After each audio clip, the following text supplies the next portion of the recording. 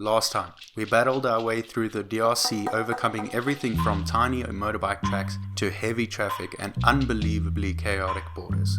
This time, we travel south through Angola, visiting the capital along the way, some beautiful beaches, and a few abandoned bushwalk tanks before reaching Namibia and drinking fresh milk for the first time in 8 months. Hello.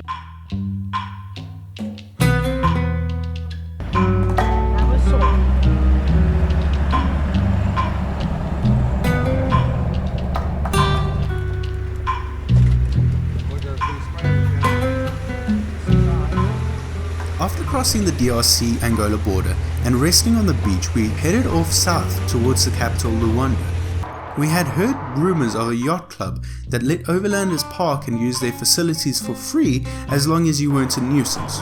The drive took a lot longer than expected, and we only reached the outskirts of the city by nightfall. It seems this might be becoming a trend of ours. Luckily for us though, the city of Luanda is barely comparable to the quote-unquote port city of Matadi. Even on the outskirts, you could already see the massive difference in progression. The main highway into Luanda is a 3-lane highway with pedestrian bridges, lampposts lining the road, and the further you got into the city, the more organized it became.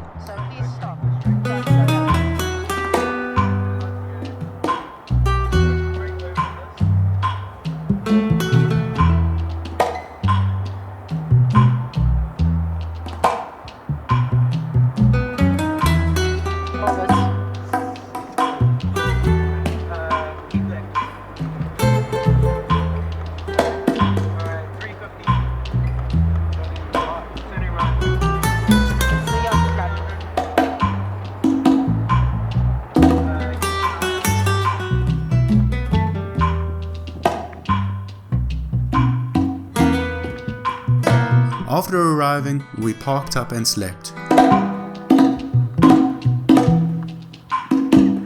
The next morning we went to the yacht club management and arranged to stay there for a few days. They had hot showers, clean bathrooms, Wi-Fi, and even a small gym area that we were allowed to use.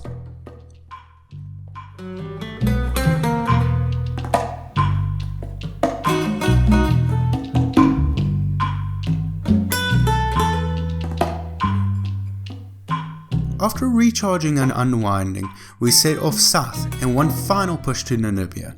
We travelled along the coast for several nights before finding a great wild camping spot at the beach.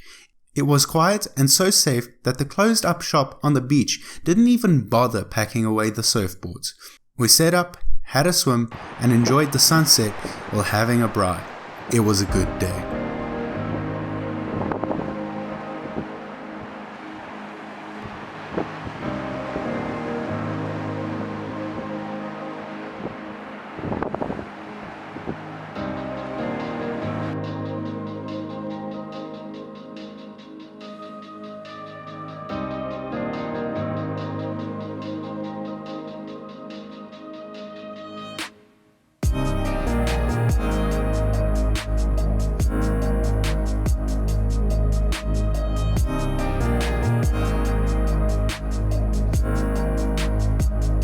After that, we decided to go inland.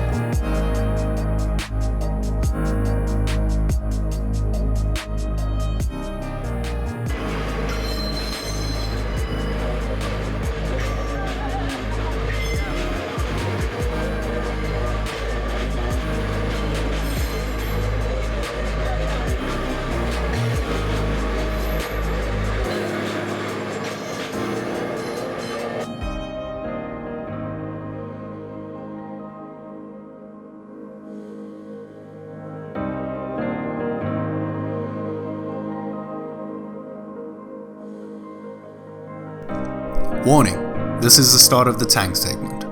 While going inland to Namibia, we wild camped under some baobab trees and in the morning saw an interesting pin on iOverlander called Tank Rex. Being extremely intrigued, we dropped by. We found a graveyard that was a final resting place for at least 15 vehicles. There were BTR half tracks, PT-76 light tanks, and several unknown amphibious fighting vehicles.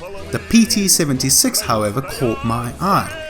Manufactured from 1951 to 1965, roughly 12,000 were made, and it was a popular light tank that third world countries loved. However, the PT-76 fighting in Angola is a bit of an oxymoron when you consider there are no Great Lakes in southern Angola that could have possibly been used to Angola's advantage during the Bush War. After leaving and driving towards the border, we stumbled across an abandoned T-55 main battle tank, just sitting on the side of the road. The T-55 is also actually a submarine. This tank, originally designed in 1945, had constant development and production all the way through into the 1980s, resulting in an estimated 100,000 tanks built, although only a mere fraction of those remain in service. It was designed to be used in the Eastern Bloc, where even if the Allies destroyed the bridges, they could still drive through the river. However, that was also useless in the Angolan bush. Sadly for the poorly trained Angolan forces, they were going against the South African Defence Force, who had better and more modern equipment along with very good training. Those outdated Soviet tanks didn't stand a chance. Even though the South Africans were using smaller guns, they had much better ammunition. So good in fact that with only 3 well-placed shots, they could not only immobilize but destroy the T-55 I mentioned earlier.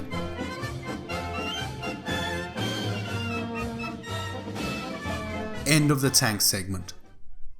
Eventually we reached the Namibian border. We were so excited to get into Namibia and have all the luxuries of civilization, whether that was spare ribs and a Barwon milkshake or simply a carton of fresh milk. We travelled south for several days from dusty campsites to more parking lots and then back to dusty campsites before reaching a town called Kamanjab, where we rolled into the nicest campsites that we've seen in our whole West Africa trip. Alright, so it's been a long road from Europe to Namibia, and a lot of really rough days, rough camping and just rough. And today we're in a town called Odanjan, I think it's called Odanjan, in Namibia, and we came to this camp. It's called Opikopi, and they offer free camping for foreign overlanders. So let me just give you an idea. Free camping, okay? They have a chill area over there. So hello. Hello. They have a wash area with water. They have electricity, a light, shade. And for South Africans, a braai. What could be better than a braai? So we were going to make pasta because we finally refilled our gas tanks, but then we realized that it's just a silly idea when you have these kind of facilities. So now we're going to have a braai tonight, and maybe a cold Windhoek lager. People, let me interview you. Keelan, what do you think of your current situation? I'm loving it. You're loving it. Louisa, show us that smile. Ooh. And we've had fresh milk for the first time in And biltong. ever. Biltong, Druvors, and Chili yeah, Druvors. it's quite expensive, but it's worth it. It's good. But if the camping's free, and the prices were around 100, 120 rand or dollar, Namibian dollar per person. Keelan! Sorry. So here we are, and when we booked in, beautiful bar, they got a swimming pool, they got beautiful chalets, Opikopi, people, look it up. And when we booked in, she said, how long are you gonna stay? I'm like, oh, I don't know. She goes, 3 days. Click, and she wrote us down for 3 days. So the whole family is really happy, and so good to be back in Southern Africa.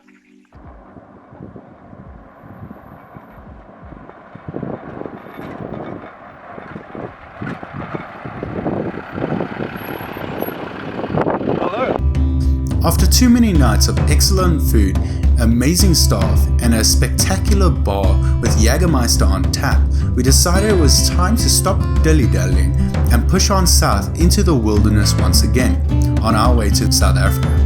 From Kamanjab, we plan to travel through the Mason crater across to the coast.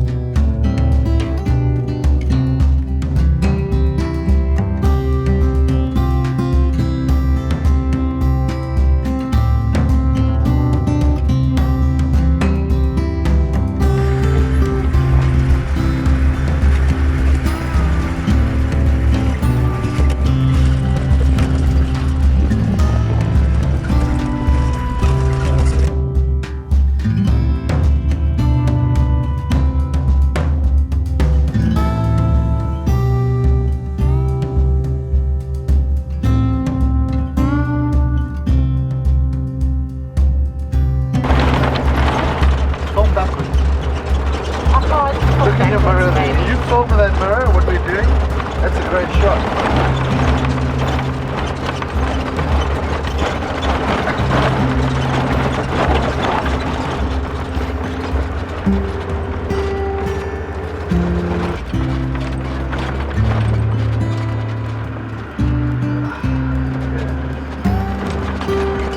I'll get you back to that.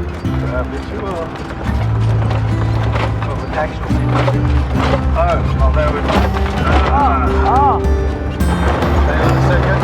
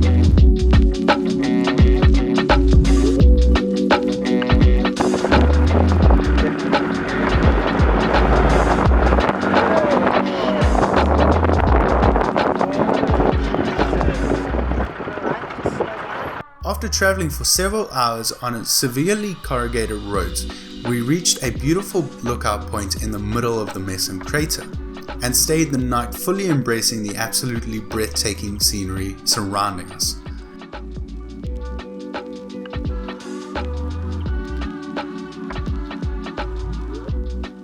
That's all for this installment from A2A. Be sure to check out other videos and our Patreon. We've been able to make these videos thanks to everyone's support and encouragement. Subscribe to the channel since there's plenty more to come, and even hit the notification bell so you can get notified for next week's video.